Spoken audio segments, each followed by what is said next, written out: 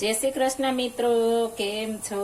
મજામાં ને? આજે આપણે એકદમ સરસ અને ફટાફટ બની જાય અને આપણે ખાંડ કે પાણી કોઈ વસ્તુ આપણે નાખવી ન પડે તે રીતના આપણે નેચરલ રસ કાઢીશું. એકદમ નવી ટ્રીક સાથે આપણે આ રીતના કાઢશું તો એક રૂછું પણ નહીં રહે અને સરસ પ્લેન રસ થશે. આપણે મિક્સરમાં કાઢીએ તો ચીકાશ આવી જતી હોય છે, બ્લેન્ડર મારીએ કે તો પણ.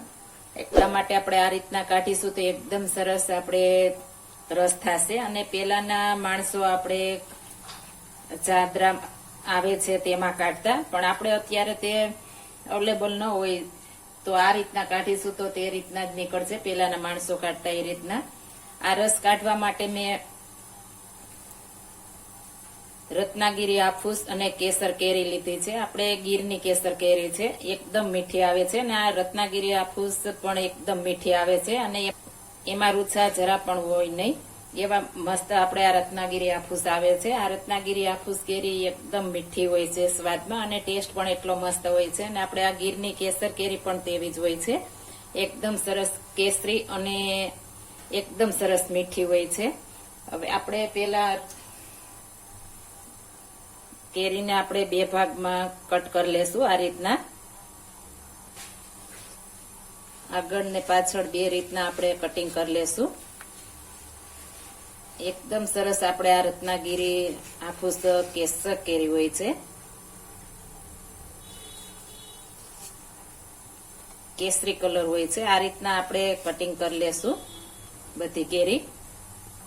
આપણે બધી મસ્ત કટિંગ થઈ ગઈ છે. હવે આ રીતના કોઈ પણ સ્ટીલની જારી હોય અથવા તો હવાલો આપણે ઘઉંના લોટ ચારવાનો હોય તેના વડે પણ કાઢી શકીએ છીએ, આના વડે પણ કાઢી શકીએ છીએ. આપણે ત્રણ રીતના કાઢી શકીએ છીએ. આ રીતના મોટી ગરણી આપણે સ્ટીલની હોય તો પણ કાઢી શકીએ છીએ. આપણે સ્ટીલ હોય તેમાં જ કાઢવાનું છે. હવે એક બાઉલ લઈ લેશું અને તેમાં આપણે કેરી આ રીતના લઈને આપણે આ રીતના ઘસી લેવાની છે. અને ત્રીજી રીત હું તમને આગળ બતાવીશ. મારી એક ટીપ ફોલો કરજો તો તમને ખ્યાલ આવે કે કઈ રીતના કાઢવી. એકદમ ફટાફટ અને મસ્ત રસ નીકળી જાય છે અને આપણે સાફ પણ થઈ જાય છે. છાલ ઉતારવાની કે ઝંઝટ વગર આપણે સરસ રસ તૈયાર થઈ જાય છે. આ રીતના ઘસવું એટલે એકદમ સરસ આપણો રસ તૈયાર થશે અને એક પણ રૂછું નહીં રહે. આપણે એકદમ સરસ આપણે ચોખ્ખી થઈ ગઈ છે અને રસ પણ આપણો મસ્ત નીકળી ગયો છે. આ રીતના આપણે રસ કાઢીશું તો રૂછા પણ આપણે આમાં રહી જશે અને રસ પણ આપણો મસ્ત પ્લેન બનશે. ઘણાને રૂછા આવે તો ખાતા ન હોય તો આ રીતના કાઢીશું તો આપણે બધા ખાશે અને ટેસ્ટ પણ એટલો મસ્ત આવશે અને એકદમ નેચરલ રસ થશે આપણે. અને મારે આ કેરી દાબાની પકવેલી છે, કેમિકલ વગરની છે. એકદમ સરસ કેરી આ રીતના લેવાની છે અને આ રીતના આપણે ઘસી લેવાની છે.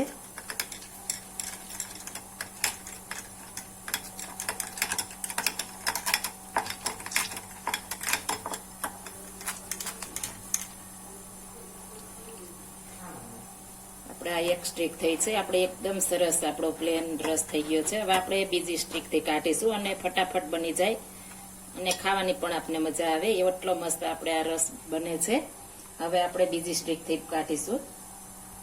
આપણે ગોઠલામાંથી પણ આ રીતના રસ કાઢીશું એટલે આપણું ગોઠલું પણ ચોખ્ખું થઈ જશે અને સરસ મસ્ત ઘસાઈ જશે. આ રીતના ઘસશું એટલે આપણે સરસ ગોઠલામાંથી પણ રસ નીકળી જશે.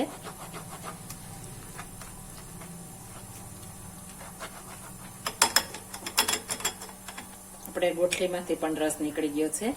હવે આપણે ખમણી લીધી છે, તમે કોઈ પણ ખમણી લઈ શકો છો, તેમાં પણ આપણે ફટાફટ નીકળી જાય છે.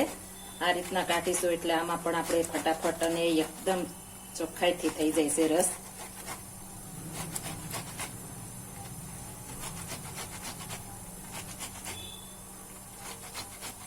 આમાંથી આપણે વધારે ફટાફટ બને છે. એકદમ સરસ ચોખ્ખાઈથી આપણે રસ નીકળે છે. તમે જોઈ શકો છો એકદમ સરસ આપણો રસ તૈયાર થઈ ગયો છે. આપણે દાણાદાર રસ ખાવો હોય તો આ રીતના બનાવીશું તો પણ મસ્ત બનશે. આપણે એકદમ મસ્ત અને ફટાફટ બની જાય તેવો રસ આપણો તૈયાર થઈ ગયો છે. આપણે આ 5 મિનિટમાં 2 થી 3 કિલોનો રસ ફટાફટ નીકળી જાય છે. આપણે કોઈ પણ ઝંઝટ વગર, ન છાલ ઉતાવી ન કઈ આપણે ફટાફટ બની જાય છે અને એકદમ નેચરલ બની જાય છે. તો આપણો રસ તૈયાર છે. જો આ મારી રેસીપી પસંદ આવી હોય તો મારી ચેનલ લાઈક, શેર અને સબસ્ક્રાઇબ કરી દેજો. ફરી મળીશું નવી રેસીપી લઈને. જય Shri Krishna. Thank you for watching guys.